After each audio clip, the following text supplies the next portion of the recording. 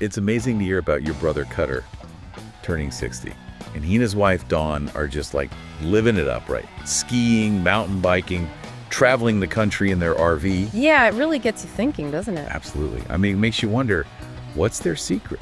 How do they maintain that energy and zest for life as they get older? And that's exactly what we're going to explore in this deep dive. We've been digging through a bunch of research and articles all about how to stay healthy and vibrant in your 60s and beyond.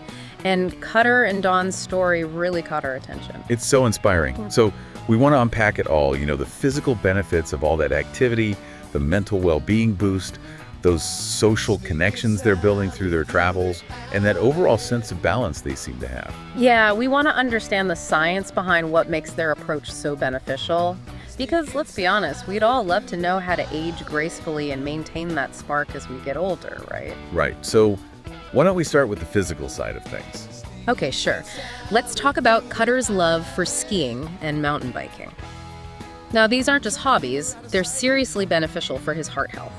We all know exercise is good for us, but how do those specific activities benefit his heart in different ways? Well, think about downhill skiing. It involves these bursts of intense activity, right?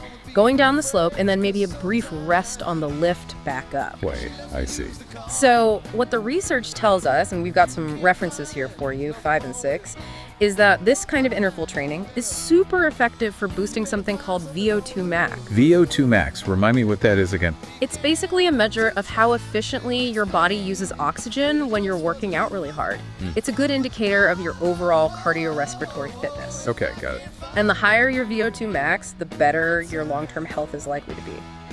And skiing has also been shown to be associated with lower body fat and improved blood sugar control, which are key for preventing things like diabetes and heart disease. Wow, so those ski trips are doing a lot more than just giving them a good time. Exactly. And then when Cutter switches gears to mountain biking, he's using those large muscle groups in his legs for sustained periods. That's fantastic for building a stronger heart muscle, improving what's called cardiovascular efficiency. So making his heart a more powerful and efficient pump. Yeah. Right. You got it. It's all about building that endurance and keeping his heart strong for the long haul. And, while we're talking about all this activity, we can't forget about the impact on his bones and joints, especially as we age. Absolutely. That's a critical consideration. Skiing, for example, is what we call a weight-bearing exercise. Meaning his body's working against gravity. This stimulates bone growth and strengthens those bones and muscles in his lower body. Okay, yeah, that makes sense. And that's super important for reducing the risk of osteoporosis, which is a condition where bones become weaker and more brittle, something we definitely want to avoid as we get older. No one wants brittle bones. Yeah. But isn't skiing pretty high impact? What about his joints? Good point.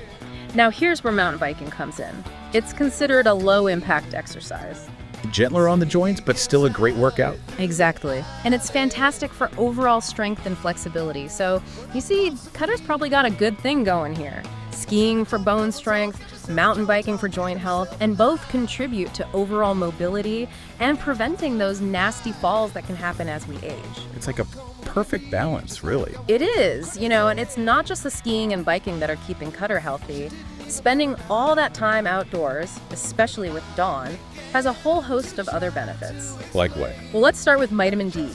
Being outdoors, soaking up that sunshine, allows their bodies to produce more vitamin D naturally. And vitamin D is important for her. So many things. Strong bones, a healthy immune system. Oh, wow. So those ski slopes and mountain trails are actually helping to boost his immune system. They are. And don't forget about the fresh air. Breathing deeply in nature can actually improve respiratory health. It's like a natural way to clear out your lungs. It's amazing how all these things connect, isn't it? And speaking of connections, we can't forget about balance and coordination. Those things tend to decline with age, right? Yeah, definitely. And this is another area where Cutter's activities really shine. Skiing and mountain biking, they both demand good balance and coordination. So by regularly participating in these activities, he's essentially training his body to maintain those skills. It's like a built-in workout for balance and coordination. Exactly. And that translates into better lower body strength, quicker reaction times, all of which reduce his risk of falling. So physically, Cutter seems to be in great shape. But what about the mental health benefits? We all know spending time in nature is good for the soul. But what's the science behind that? Well, for starters, there's a ton of research showing that outdoor activities can significantly reduce stress levels, lower anxiety, and improve mood. I mean, who hasn't felt that sense of calm after a walk in the park? Right. But what's actually happening in our brains? A lot of it has to do with the release of certain chemicals in the brain, like serotonin and dopamine. These chemicals are linked to feelings of happiness and well-being. Okay, so it's like nature's own mood booster. Exactly. But it's not just the chemicals, it's also the sensory experience. The fresh air, the sunshine, the sounds of nature, the beautiful scenery, all of these things have a calming effect on the mind. And sharing those experiences with Dawn probably enhances those benefits even further, right? I mean, doing things together, enjoying nature as a couple. Absolutely. There's a real synergy there. And speaking of synergy, let's talk about cognitive function. Did you know there's a strong link between physical activity and brain health? Oh yeah, I've heard about that. Keep your body active, keep your mind sharp. And activities like skiing and mountain biking are particularly good because they engage both the body and the mind at the same time. In what way? Well, think about it. You have to focus, make quick decisions, solve problems in real time, whether it's navigating a challenging trail or making a turn on a ski slope. It's not just about physical exertion. You really have to think strategically. Exactly. And that mental stimulation helps to maintain cognitive sharpness as we age. It's like cross-training for the brain. And I imagine exploring new places, learning new trails, those things also keep the mind engaged, right? They absolutely do. Now, let's not forget about the sense of purpose and accomplishment that comes with these activities, especially the RV travel. Discovering new places, reaching a difficult summit on a bike, planning the next adventure, all of these things provide a deep sense of fulfillment. It's about setting goals and achieving them. And that feeling of accomplishment is so important for emotional well-being, isn't it? It is. It gives a sense of meaning and direction, something to look forward to. Especially as we age, having that sense of purpose can be a powerful motivator. Now, we've talked a lot about Cutter and Dawn as a couple.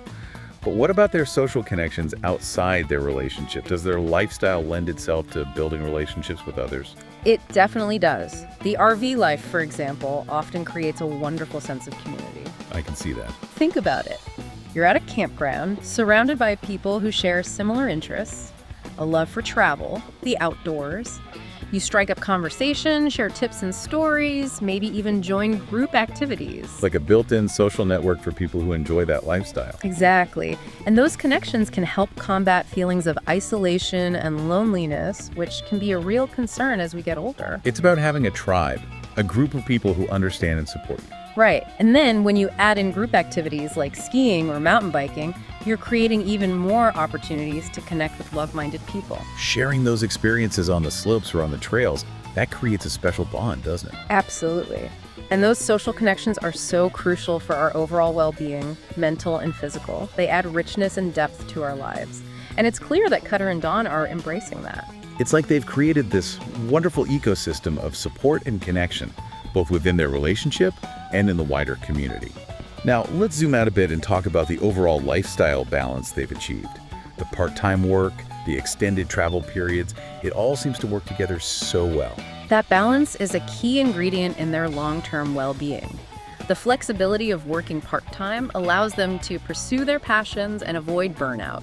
It's about having the freedom to prioritize the things that bring them joy. Exactly. They're not stuck in the grind. They have the time and space to explore, to adventure, to simply be present in their lives. And that sense of freedom and adventure must contribute greatly to their overall happiness and satisfaction. It absolutely does. It's about living life on their own terms. And the fact that they alternate between work and these extended periods of physical activity means that Cutter stays active year-round. It's not just about squeezing in a workout here and there. It's about making physical activity an integral part of their lifestyle. Right. And, for anyone listening who might be thinking, well, I haven't been active my whole life, is it too late? Is it too late to start reaping those benefits? Absolutely not. Research shows that even starting an exercise routine later in life can have significant health benefits. It's never too late to prioritize movement and make positive changes. That's really encouraging. So what we're seeing with Cutter and Dawn, it's not about being superhuman or having some special gene. It's about making choices, prioritizing experiences, staying active, connecting with others, and living life with intention. That's a great summary. Their story highlights the importance of those choices we make and how they can truly impact our health and happiness as we age. And it's a great reminder that aging doesn't have to be about decline. It can be about growth, adventure, and continued joy. So as we wrap up, I'd like to leave our listeners with a question to ponder. Go for it. What's one adventure, big or small, that you could add to your life that would bring you a similar boost in well-being? Maybe a new hobby, a trip you've always wanted to take, or simply spending more time in nature. And who could you share that adventure with? Because as we've learned from Cutter and Dawn, the journey is always better when shared with someone you love. And maybe the real secret to healthy aging isn't just about adding years to your life, but adding life to your years, just like Cutter and Dawn are doing. What elements of their story resonate with you, and how can you incorporate those principles into your own journey toward a more vibrant and fulfilling life? It's something to think about. He says he catches more fish every time. Well, I got a line, you got a pole. Well, I'll meet you at the fish in a hole, but you got to put on your sailing shoes. Put on your sailing shoes. Everyone will parade when you put on your sailing shoes. Sing it.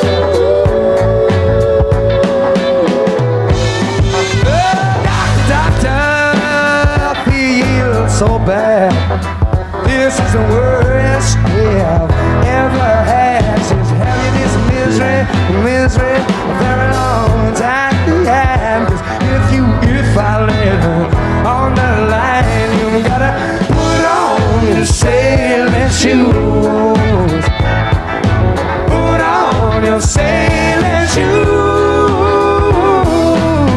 Everyone will stop to cheer when you put on your sailing shoes. I said everyone put on your sailing shoes.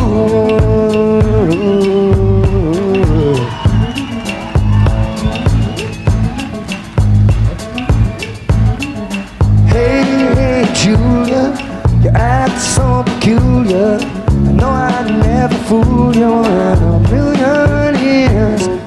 Strained on my eyes, and you're full of surprises. Love materializes soon as you come in. You're a temptation to a man. I could not resist you, and I won't if I can. You're so unexpected, of whatever you injected. When you feel how I felt when I sang.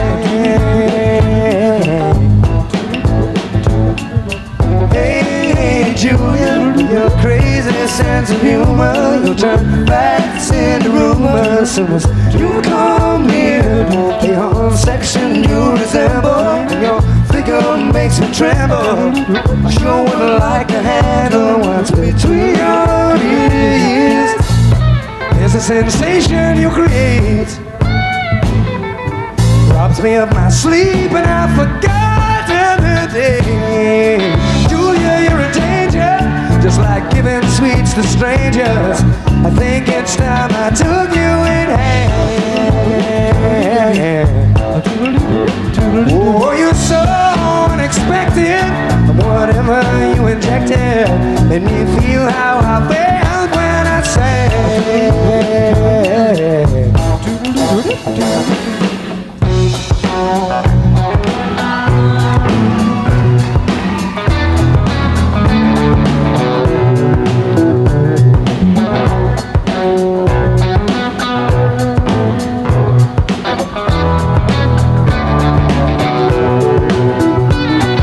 Sneak and silent through the alley,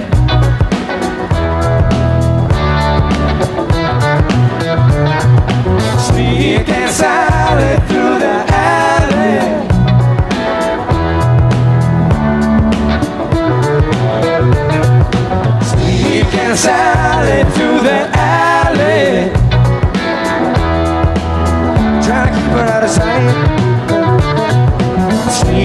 Sneaking Sally through the alley. Up pops the wife. Said I can't find nothing wrong with being friends, 'cause sometimes she lets me use the car. She said if you can't find nothing wrong with it, you're mine. You better find something. I began to try to explain that it just wasn't what you thought. I better find something to do with my time. The fact is, I've just been caught sneaking Sally through the alley, trying to get away clean, yeah. Sneaking Sally through the alley, when up pops the queen. Trying to talk, double talk, get myself in trouble talk, catching myself in lies, catch myself in lies. Mama just looked at me as if I was crazy, yeah. She didn't even bat an eye. So I began to try to explain that it just wasn't what you know. I better find something to do with my time. The fact is, I've just been caught. Just been caught. Yeah. Whoa. It's harder.